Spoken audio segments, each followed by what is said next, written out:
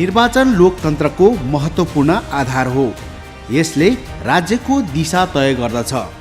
तर निर्वाचन सफल हुन सबैभन्दा पहिले आवश्यक हुन्छ शान्त वातावरण। शान्त वातावरण प्रहरीको मात्र जिम्मेवारी होइन, यो त सम्पूर्ण नागरिकको साझा जिम्मेवारी हो।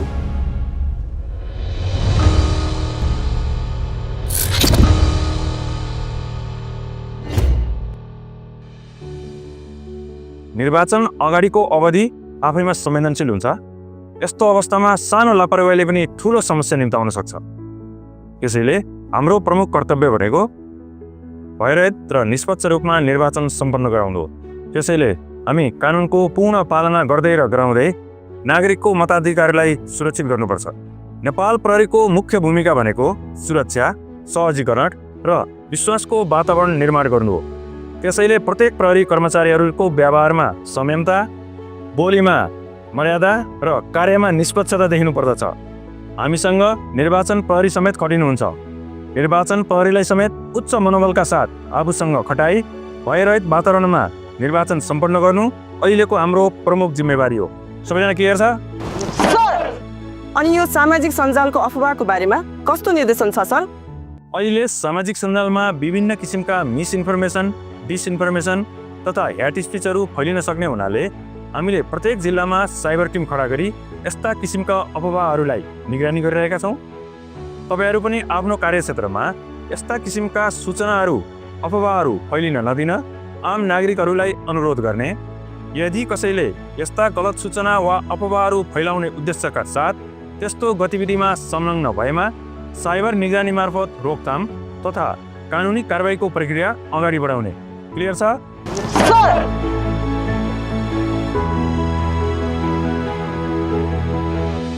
उपस्थित सम्पूर्णमा नमस्कार। यति बेला चुनाव एकदमै नजिक आइसकेको छ। यस समयमा विभिन्न मानसिकता भएका मानिसहरूबाट धाक, धम्की तथा अफवाह फैलाएर समाजलाई अशान्त बनाउने र निर्वाचन बिथुल्ने कार्य गर्न सक्छन्। त्यसैले तपाईहरूको समुदायमा पनि यस किसिमको गैर क्रियाकलाप भइरहेको थाहा पाउनुभयो भने तुरुन्तै हामीलाई खबर गर्नुभई शान्त वातावरण निर्माण गर्न सहयोग गर्नुहोस्। शान्त रूपमा निर्वाचन सफल बनाउनु तपाईँ हाम्रो साझा कर्तव्य हो। अहिलेको यो प्रतिकूल अवस्थामा हामी आम नागरिक कसरी ढुक्क साथ भोट हाल्न जान सक्छ म्याम?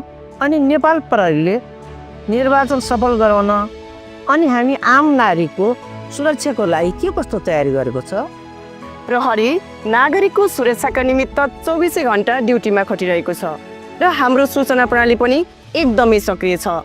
तपाईहरूको सहयोगले मात्र शान्त निर्वाचन सम्भव हुन्छ।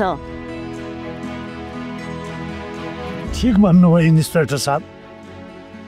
शान्ति सुरक्षाको लागि प्रहरीसँग हातेमालो गरे यो आउँदै गरेको प्रतिनिधि सभा निर्वाचन अघि कुनै पनि अनैतिक गतिविधि रोक्न हामीले प्रहरीलाई सहयोग गर्नुपर्छ। तपाईँहरू आफ्नो कर्तव्यमा अगाडि बढ्नुहोस्। तपाईँहरूको साथमा हामी छौँ। अब हामी ढुक्क भयौँ। निर्धक्कका साथ हामी भोट हाल्न जान्छौँ। चुनाव नजिकै आएकोले देशैभरि हलचल छ। चोकमा, चिया पसल, मोबाइलको स्क्रिन, जताततै आवाजै आवाज।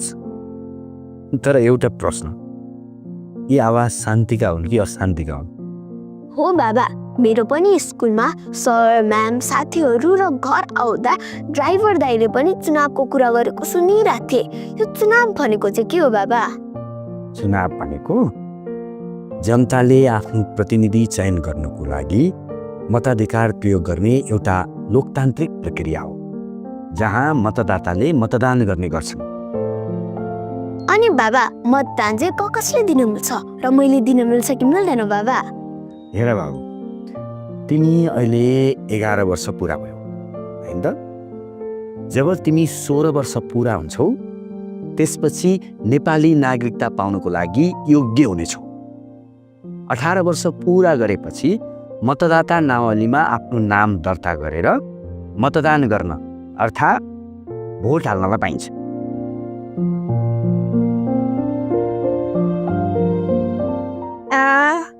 आफूलाई घरको धन्दा गर्दै फुर्सद छैन।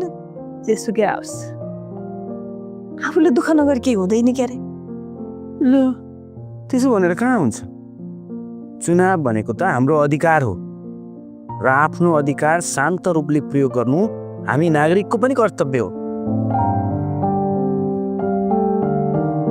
त्यो त प्रहरीको कर्तव्य होइन र भने? हो, यही कुरा बुझ्नु जरुरी छ कि मामा। हामीले यो देश प्रहरीको मात्रै हो र हामी नागरिकको चाहिँ होइन?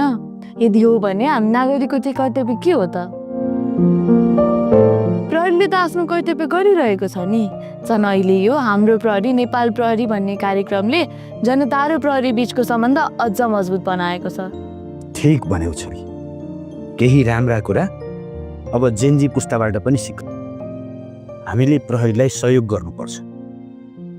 अब अशान्ति होइन, अनुशासनको बाटो रोज्नुपर्छ, होइन? देख्नुभयो त मामु, जेन्जीले केही जान्दैनन्, परिपक्व छैनन् भन्नुभएको होइन? हामी कति बुझ्ने भइसकेका छौँ।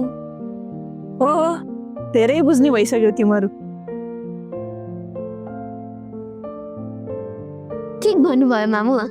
आमा हजुर, म त खरानी बात उठेर आए।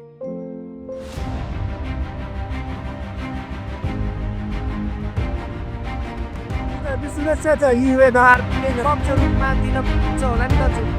त्यसो हुँदैन तनाव यस्तो त्यो चुनाव हामीले गराउने होइन, चुनाव सरकारले गराउने हो। सरकारले के तरिकाले चुनाव गरेर आएको छ, सरकारले सोचेको पनि छ होला। सरकारले 4वटा निकायले चाहिँ चुनाव गराउनु पर्छ। हामी नागरिक भएर पनि एउटा देशको लागि कृपया यहाँ भेला जम्मा हुन अनुमति छैन। निर्वाचन अघिको समय भएकोले सार्वजनिक सुरक्षा हाम्रो पहिलो प्राथमिकता हो। कृपया यहाँ भेला जम्मा हुने अनुमति छैन। हामी तपाईँलाई यहाँ रोक्न होइन, कानुन अनुसार सुरक्षित राख्न खटिएका छौँ। शान्तिपूर्ण वातावरण कायम राख्न मद्दत गर्नुहोस्। कृपया तपाईँहरू आफ्नो गन्तव्यतिर लाग्नुहोला।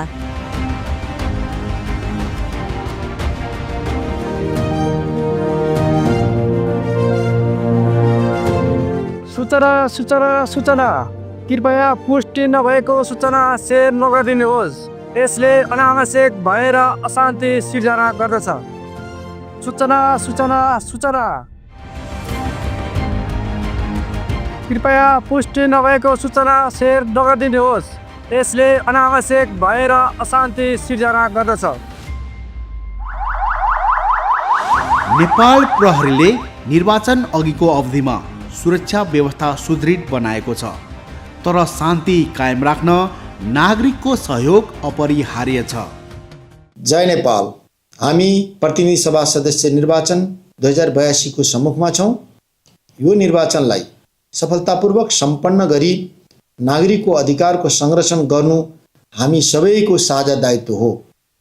नेपाल प्रहरीले निर्वाचनलाई शान्त र भयरहित वातावरणमा सम्पन्न गर्न विभिन्न कार्ययोजनाहरू बनाई कार्यान्वयन गर्नुको साथै निर्वाचनको समयमा सामाजिक सञ्जालमा गलत सूचना प्रवाह गराउने व्यक्तिहरूलाई निगरानी गरी सो कार्यलाई निरुत्सान गर्न प्रहरी तत्पर छ। साथै निर्वाचनलाई सफलतापूर्वक सम्पन्न गर्ने कार्यमा आम नागरिकको पनि उत्तिकै महत्त्वपूर्ण जिम्मेवारी हुने भएकोले कुनै पनि हिंसात्मक गतिविधिमा संलग्न हुने वा निर्वाचनलाई प्रभावित पार्न सक्ने कुनै पनि गलत सूचना प्रवाह गर्ने जस्ता गैर कानुनी कार्य नगरिदिनु हुन नेपाल प्रहरी हार्दिक अनुरोध गर्दछ। सुरक्षाका सबै उपायहरू अवलम्बन गरी भयरहित वातावरणमा निर्वाचन सम्पन्न गराउन नेपाल प्रहरी तयार छ। प्रहरी र नागरिकको सहकार्यले समाजमा शान्ति सुव्यवस्था सुनिश्चित गरौँ। धन्यवाद। जय नेपाल। शपथ खाएको शान्तिको लागि हात मिलाएको सत्य सेवा सुरक्षाको शपथ खाएको शान्तिको लागि हात मिलाएको आफू लडेर पनि अरूलाई उठाएको आफू जागै बसेर त्यसलाई बिउझाए